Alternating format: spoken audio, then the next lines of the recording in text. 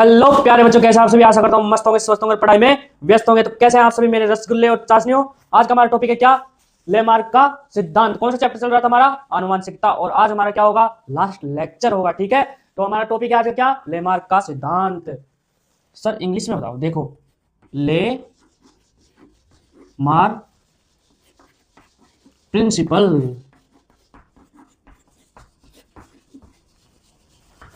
Principal, ठीक है, मतलब लेमार्क का सिद्धांत। तो आज का हमारा ये टॉपिक। तो आइए पढ़ते हैं किसको? लेमार्क चर्चा को। देखो क्या क्या बताया। तो सबसे पहले हमें याद रखना है क्या क्या याद रखना है? लेमार्क का पूरा नाम। अच्छा सर, इसका पूरा नाम भी है? हाँ ठीक है। देखो क्या नाम है मेरे रसगुल्ले, इसका पूरा नाम? भाई सर देखो, लेमार्क का पूरा नाम है जिन। सर ये तो भूत है। नहीं भाई, देखो पूरा नाम जिन बैप्टिस्ट डी लेमार्क। तो ये हमारे लेमार्क चर्चा का पूरा नाम क्या नाम है? ये लेमार्क चर्चा का क्या है? पूरा नाम है जिम बैप्टिस्ट डी लेमार्क। तो सर इतना बड़े नाम होते हैं भाई, इसके तो ऐसे ही होता है। देखो ये था लेमार्क का पूरा नाम। अब देखो इसने क्या किया? इसने कुछ नियम दिए और उनको अपनी पुस्तक में लिखा। और वो पुस्तक कब दी? सन 1809 में इसने अपनी एक पुस्तक निकाली। हाय सर, कौन सी पुस्तक है सर? देखो कब निकाली, कौन सी सन में? सन 1809 में। और पुस्तक का नाम क्या था? Philosophic zoologic. इसमें इसने अपने कुछ नियम दिए। फिलोसॉफिक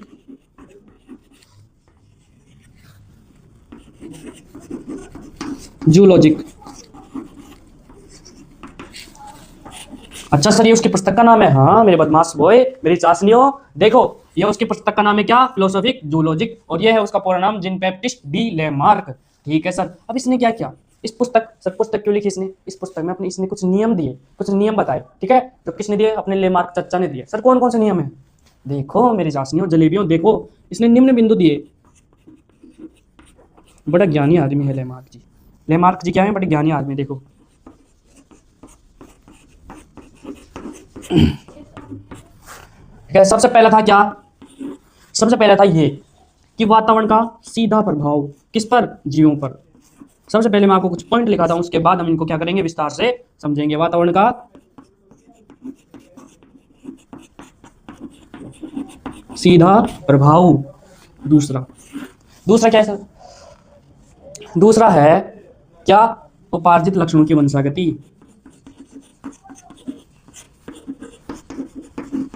सर ये क्या होते हैं? पढ़ेंगे, देखो पहले इनको समझो। ठीक है, उपार्जित लक्षणों की क्या? वंशागति। तीसरा भी है इसका। दो हो गए ना? कौन कौन से? वातावरण का सीधा प्रभाव और उपार्जित लक्षणों की वंशागति। अब इसका एक और है, अंगों का उपयोग और अनुपयोग। सर ये क्या है? देखो समझेंगे।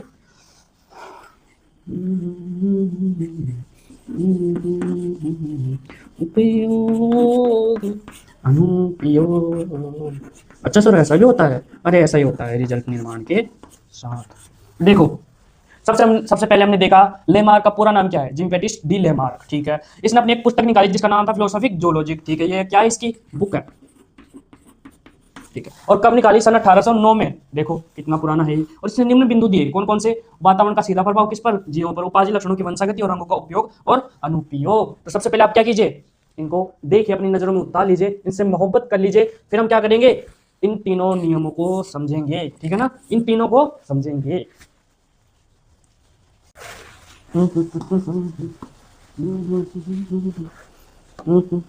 देखो मेरा रसगुल्ला बिल्कुल ऐसा दिखता है, गोल मटोल। ठीक है ना?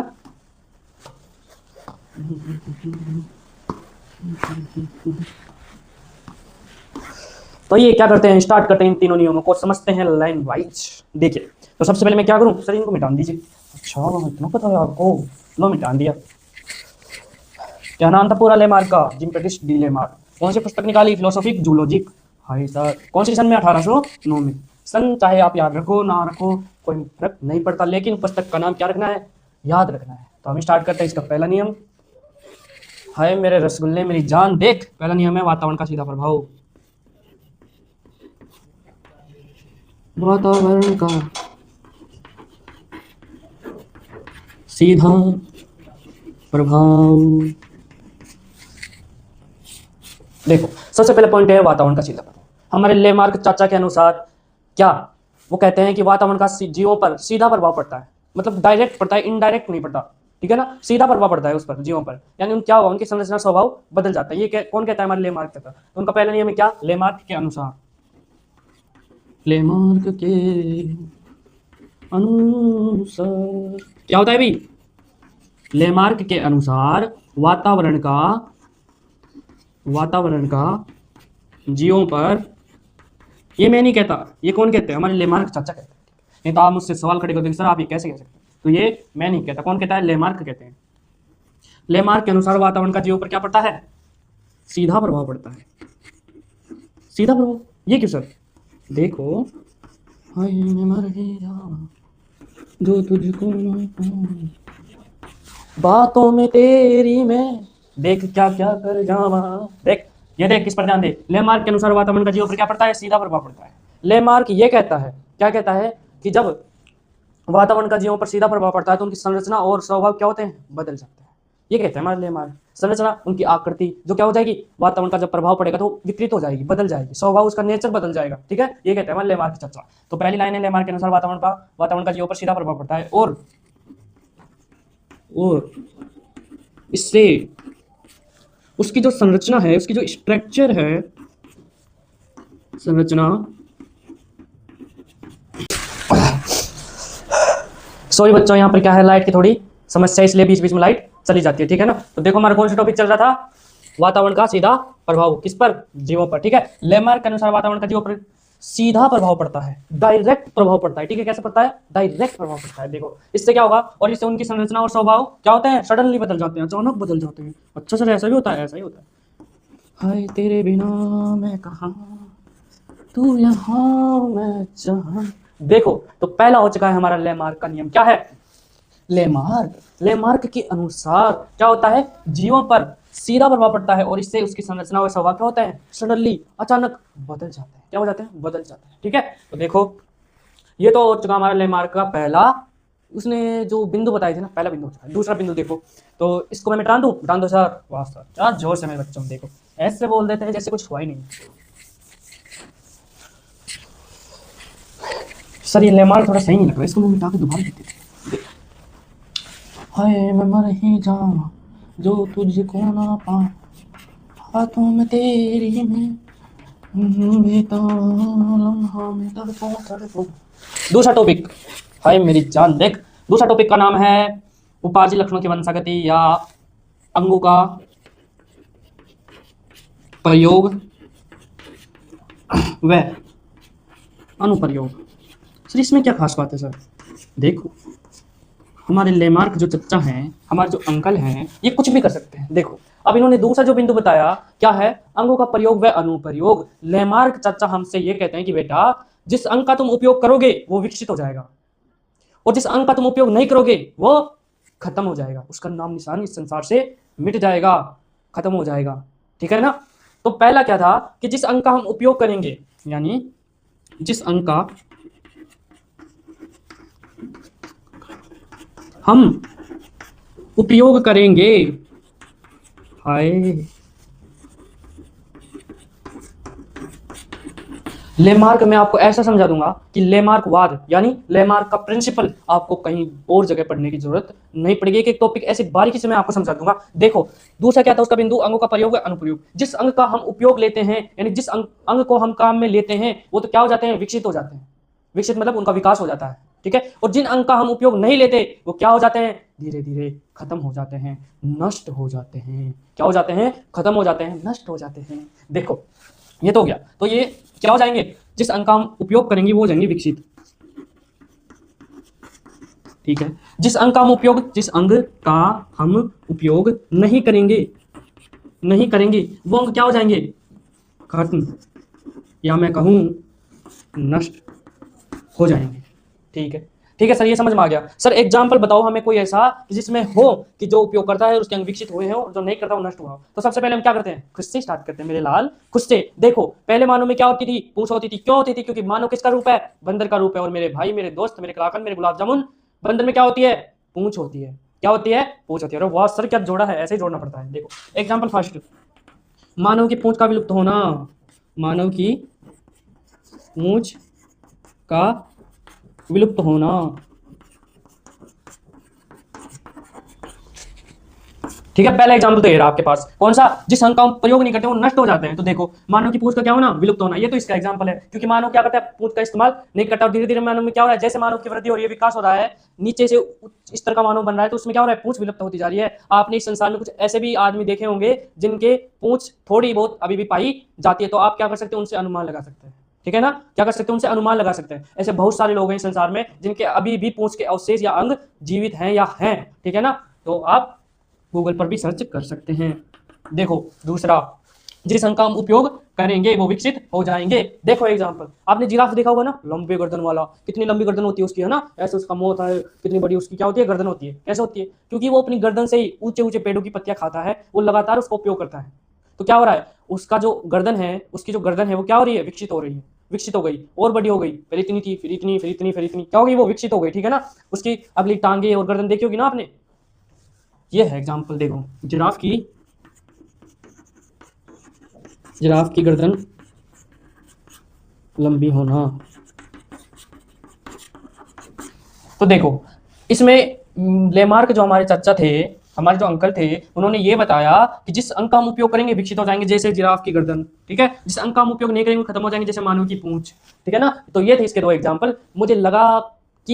मुझे लगता है कि आपको ये क्या हो गया होगा, समझ में आ गया होगा। अब आपको इसमें कोई भी प्रॉब्लम नहीं होगी, क्या नहीं होगी, कोई भी प्रॉब्लम नहीं होगी। ठीक है ना, तो देखो ये तो हमारा ये हो गया। ठीक है सर, समझ में आ गया सर। अब देखो जो इसका तीसरा वाला था, जो इसका तीसरा बिंदु था, ये कुछ इस प्रकार था। लाल दुपट्टा, लाल दुपट्टा उड़ गया मेरे हाँ के झोंके से, मुझको बच्चों ने देख लिया हाय रे धोखे से। देखो उपार्जित लक्षणों की वंशागति, उपार्जित लक्षणों की, हाँ मेरी जान, देख उपार्जित लक्षणों की वंशागति। उपार्जित लक्षण, सर क्या होते हैं उपार्जित लक्षण, सर उपार्जित का अर्थ क्या होता है, सर इसका मतलब क्या होता है, सर सबर रखो, मेरे स्कूलों में बताऊंगा, एक एक वर्ड आपको मैं बताऊंगा, और ऐसे बताऊंगा कि आपको गूगल सर्च करने की आवश्यकता नहीं। देखो उपार्जित यानी जो पहली पीढ़ी से अर्जित हैं, पहले से ही जो अर्जित हैं उन्हें हम क्या कहते हैं, उपार्जित कहते हैं। लक्षण मतलब क्या, गुण, लक्षण मतलब क्या, गुण। ठीक है, उपार्जित मतलब जो पहले से क्या है, अर्जित किए हुए हैं, जोड़े हुए हैं। ठीक है ना, उसे हम क्या कहते हैं, उपार्जित कहते हैं। लक्षण मतलब गुण, और उनकी वंशागति, वंशागति मतलब आनुवंशिकता पढ़ा है ना, वंशागति यानी वंश में गति, यानी एक वंश से दूसरे वंश में, उसे हम क्या कहते हैं, उसे हम कहते हैं वंशागति। मतलब उपार्जित लक्षणों की वंशागति, यानी उपार्जित जो लक्षण है एक पीढ़ी से दूसरी पीढ़ी में जाना, ये क्या कहलाता है मेरे दोस्त, ये कहलाता है क्या, उपार्जित लक्षणों की वंशागति। देखो उपार्जित लक्षण, उपार्जित लक्षण एक पीढ़ी से, मतलब जैसे आप मान लो आप एक पीढ़ी हो, जब आपकी संतान होगी वो दूसरी पीढ़ी होगी, तो आपसे संतान में आपके गुणों का जाना क्या कहलाता है, ये उपार्जित लक्षणों की, यानी जो अपने जीवन काल में जो आपने लक्षण उपार्जित किए हैं वो एक पीढ़ी से दूसरी पीढ़ी में जाना क्या कहलाता है भाई, वो उपार्जित लक्षणों की वंशागति। अब देखो उपार्जित लक्षण एक पीढ़ी से दूसरी पीढ़ी में जाना, इसे हम कहते हैं उपार्जित लक्षणों की क्या, वंशागति। अब सर हमें तो एग्जांपल से समझाओ सर। देखो एग्जांपल देखो, उपार्जित लक्षण, ठीक है, आपने जिराफ देखा है, अभी मैंने एग्जांपल दिया आपको, जिराफ की अगली टांग और गर्दन क्या होती है, लंबी होती है। जिराफ से उसकी संतान में किसका जाना, गुणों का जाना, यानी जिराफ की गर्दन लंबी है तो उसकी संतान की गर्दन क्या है, लंबी है। जिराफ के पांव लंबे होते हैं तो उसकी संतान के पांव भी क्या है, लंबे हैं। इसे हम कहते हैं उपार्जित लक्षणों की वंशागति, यानी उसमें जो गुण है वो उसकी संतान में जाना, एक पीढ़ी से दूसरी पीढ़ी में जाना, ये क्या कहलाता है भाई, यही कहलाता है उपार्जित लक्षणों की वंशागति। क्या कहलाता है, उपार्जित लक्षणों की वंशागति। देखो एग्जाम्पल, जिराफ की गर्दन या टांग, खाए मेरे रसगुल्ले, जिराफ की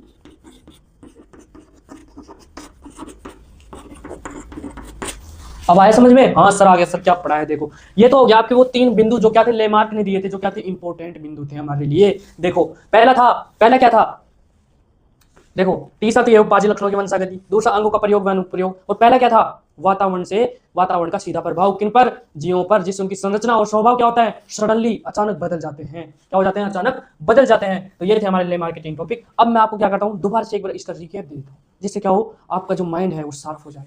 ठीक है ना, साफ नहीं सार्फ, मतलब कि माइंड में वो बैठ जाए। ठीक है ना, देखो वाह सर क्या पढ़ा है, यही तो है मेरे भाई दोस्त, यही तो बात है संदीप सर में। देखो लेमार्क पूरा नाम क्या है इसका, पूरा नाम है इसका क्या, जीन बैप्टिस्ट डी लेमार्क, ले कर दिया मार्क, और बता। ले, ये रहा ले मेरे दोस्त, ये ले, और बता। देख दूसरा देख, अब ये तो हो गया जीन बैप्टिस्ट लेमार्क। कौन सी सन में इसने अपनी पुस्तक लॉन्च की, यानी दी सन 1809 में। कौन सी सन में? 1809 में। कौन सी पुस्तक? फिलोसॉफिक जूलॉजिक,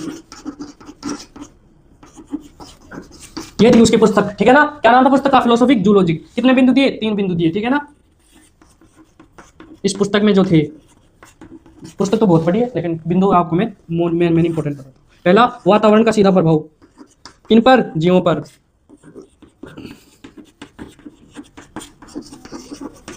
दूसरा देखो, अंगों का उपयोग वे अनुप्रयोग, यानी जिन अंगों का हम उपयोग करते हैं वो विकसित हो जाते हैं, जिनका नहीं करते वो क्या होते हैं? लुप्त हो जाते हैं, उनका नाम निशान खत्म हो जाता है। अंगों का प्रयोग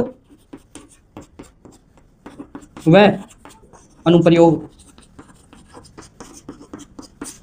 तीसरा देखो, पहला हो गया वातावरण का सीधा प्रभाव, दूसरा अंगों का प्रयोग व अनुप्रयोग, तीसरा उपार्जित लक्षणों की वंशागति।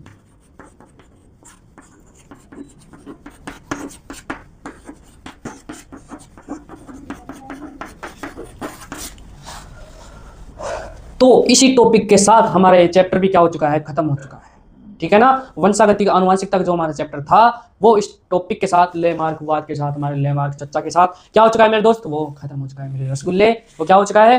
खत्म हो चुका है हमारा आनुवंशिकता का चैप्टर। अब जो नेक्स्ट चैप्टर स्टार्ट होगा वो बड़ा ही मजेदार होगा, ठीक है ना। बड़ा ही कूल मजेदार होगा चैप्टर, ठीक है। कार्बन वाला हम चैप्टर स्टार्ट करने वाले हैं, कार्बन और उसके क्या यौगिक, ठीक है ना। बड़ा ही मजेदार चैप्टर है, सिंपल चैप्टर, ठीक है ना।